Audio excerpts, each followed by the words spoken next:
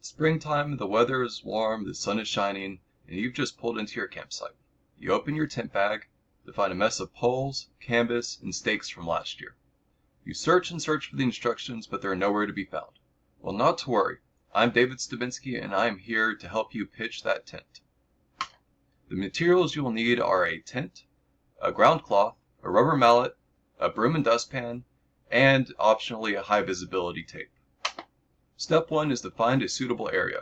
You want a relatively flat ground with no holes and no tall grass. Step 2 is to clear the area. You want to pick up any sticks, rocks, and other debris and place them to the side because you will want to return these debris to where you found them later.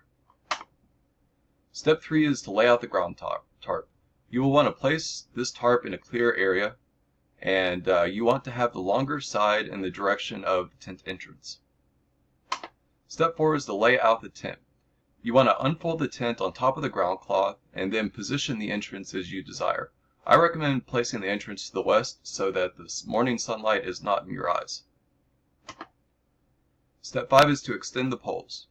You'll want to put the poles together. Most poles have a metal bracket where you fit the black end of the section into. You should have 3 to 4 poles. The 2 longer poles are going to be for your tent, and the 1 to 2 shorter poles are going to be for the rainfly.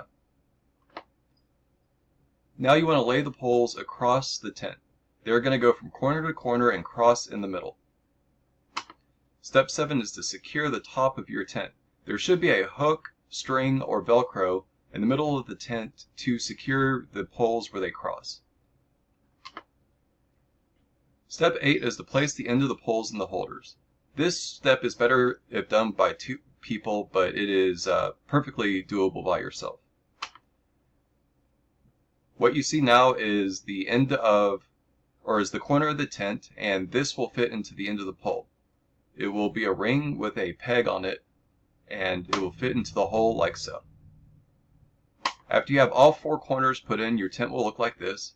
It is easier when you do it with 2 people, so one person can hold the poles in while the other person adjusts it. Step 9 will be securing the poles. Along the edges of the tent there will be clips, Velcro, or string that you use to secure the tent to the actual poles. Here you see a clip on my tent, and these run all up and down the corner. And here's a progression pick, and here's what it looks like when you've secured all of the poles to the tent. Step 10 is you will want to fold the ground cloth under the tent. This will help prevent water from getting under your tent, and no matter how waterproof your tent is, if there's water sitting under it, it will seep through. You will want to leave a little bit of extra ground cloth at the entrance of your tent for your shoes. The next step is to stake down your tent. You will want to put the first stake in and then pull the rest of them tight. Start with the corners, and some tents in the middle in between the two corners will have eyelets for extra poles or extra stakes. Next you'll want to assemble the rainfly. The rainfly will either have 1 or 2 poles, and you will place the poles in the pole holder. Next you'll want to place the rainfly over the tent. If it has a single pole, then like shown, the pole will face towards the entrance of the tent. Double poles will have the poles facing towards the corners of the tent. Next you'll want to secure the rainfly to the tent. This is usually done by Velcro straps on the rainfly that attach to the poles. You might also find clips or string.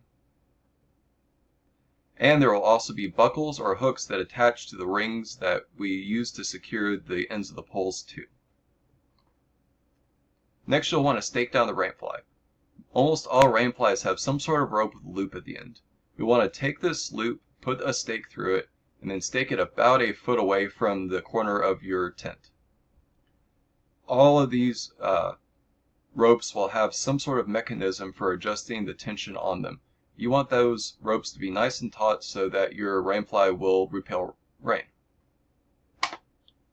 Next you will want to mark the ropes. Some tents like mine, the ropes are already built in with reflective paint, but if not, you'll want to mark them because there's really nothing worse than having to get up in the middle of the night and tripping over a pole and having to find and restake down that rope. Next, you'll want to clean the inside of the tent with the broom and dustpan.